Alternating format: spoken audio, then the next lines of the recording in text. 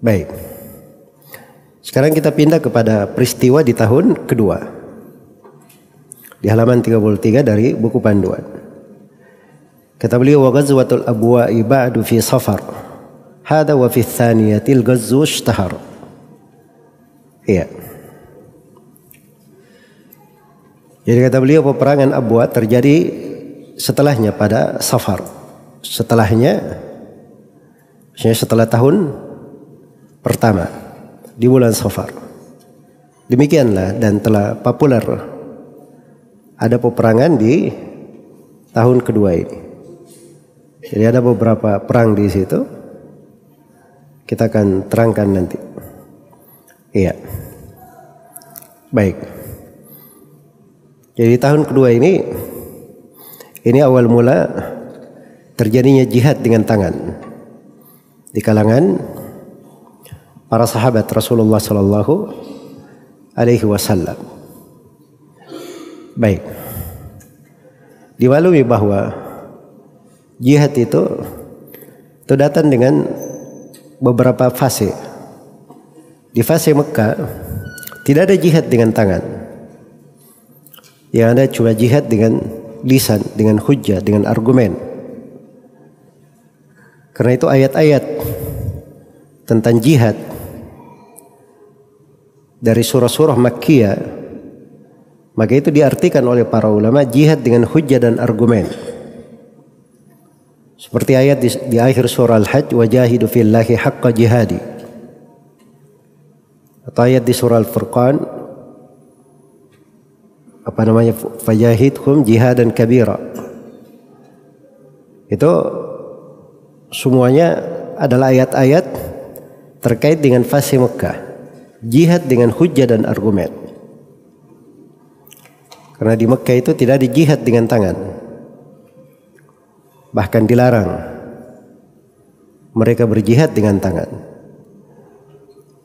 Awal syariat jihad ketika pindah ke Madinah. Itu pun di Madinah jihad tersebut itu datangnya secara bertahap. Iya. Secara bertahap. Tidak langsung bentuk di dalam menyerang. Jadi asalnya itu jihadnya itu berupa balasan terhadap orang yang berbuat kezaliman. Itulah di ayat udina lilladzina yuqataluna biannahum zulimu wa annallaha ala nasrihim laqadir. Jadi itu atas dasar mereka dizalimi, mereka balas. Itulah kejadian awal perang ini yang disebut dengan perang Abwa atau Waddan. Iya. Memang asalnya di situ. Itu balasan dari kezaliman yang dilakukan oleh orang-orang Quraisy. Setelah itu sudah fase kedua ya, jihad. Fase tidak disyariatkan dengan tangan di Mekah. Fase Madinah disyariatkan jihad itu, tapi 3 tahapan. Tahapan pertama memerangi atas dasar membalas kezaliman. Yang kedua, diizinkan untuk memerangi orang-orang kafir yang di sekitar mereka. Ya ayyuhalladzina amanu jahidul ladzina yalunakum minal kuffar wal yajidu fikum ghilzah. Wahai orang-orang yang beriman, perangilah orang-orang yang berada di sekitar kalian dari orang kafir. Dan itu ada indikasi-indikasinya ya, kenapa disyariatkan itu. Karena ada 3 suku Yahudi di situ, dan mereka ini kadang berkhianat dan telah terbukti pengkhianatan mereka sehingga terjadi peperangan terkait dengan hal itu.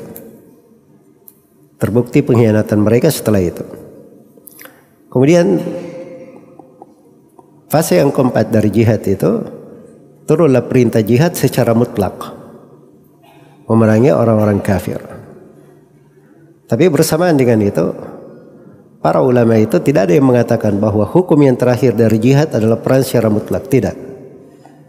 Tapi mereka katakan bahwa jihad ini adalah wasilah. Dia wasilah untuk dakwah. Wasilah itu kalau dia bermanfaat dipakai, kalau tidak bermanfaat dipakai wasilah yang lainnya. Dipakai wasilah yang lainnya.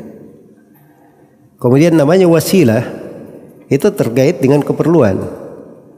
Kadang dengan lisan, kadang dengan hujjah dan argumen, kadang dengan tangan, ya dan seterusnya. Kemudian dari pelajaran penting juga di tahun kedua ini di syariat jihad, perlu diketahui ya bahwa jihad itu tidak ada sejarahnya di dalam Islam tanpa ada kepemimpinan kepala negara. Jihad selalu dipimpin oleh kepala negara.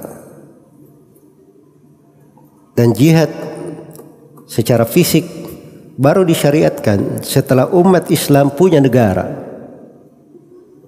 Punya negara di Medina, baru ada syariat. Iya. Karena itu orang-orang yang mengajak jihad seperti yang biasa dilihat di internet ya, ini alam maya ini tempat banyak kesesatan dan penyakit.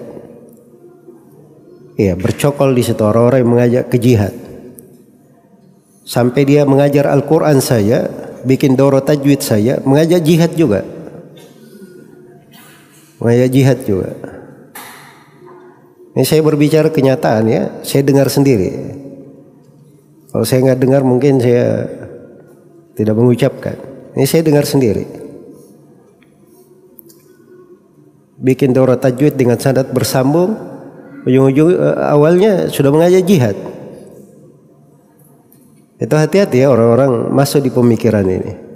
Tapi kalau dia belajar sirah, bagus dia belajar sirah. Itu dia tahu cara mendudukkan jihad itu. Karena tidak ada jihad di Mekah dengan fisik.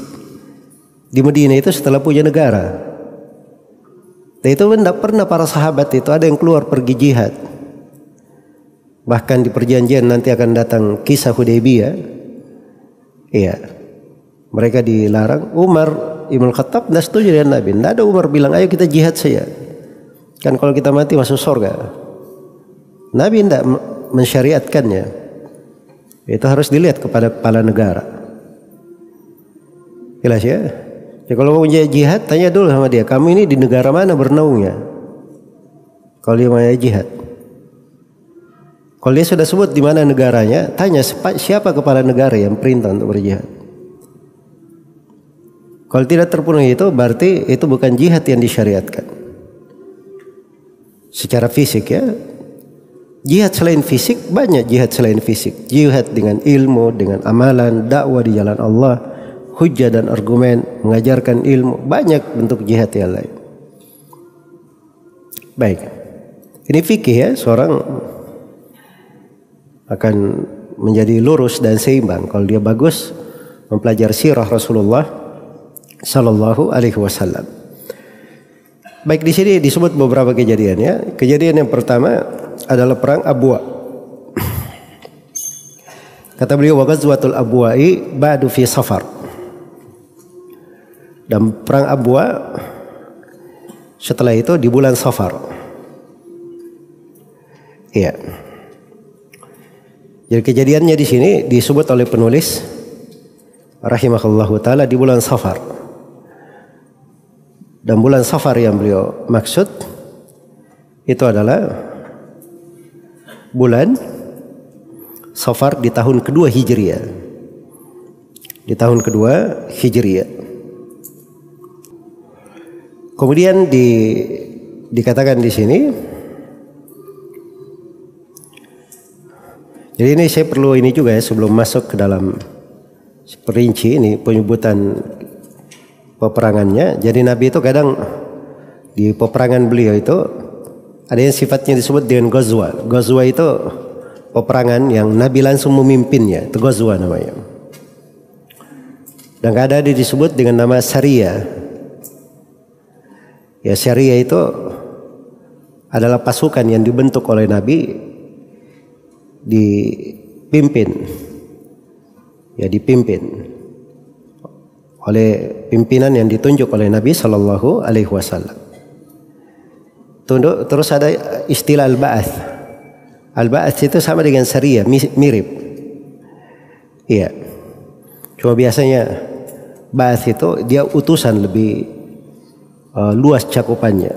Mungkin untuk perang dan mungkin untuk selain daripada itu. Lebih banyak penggunaannya terkait dengan dakwah. Iya.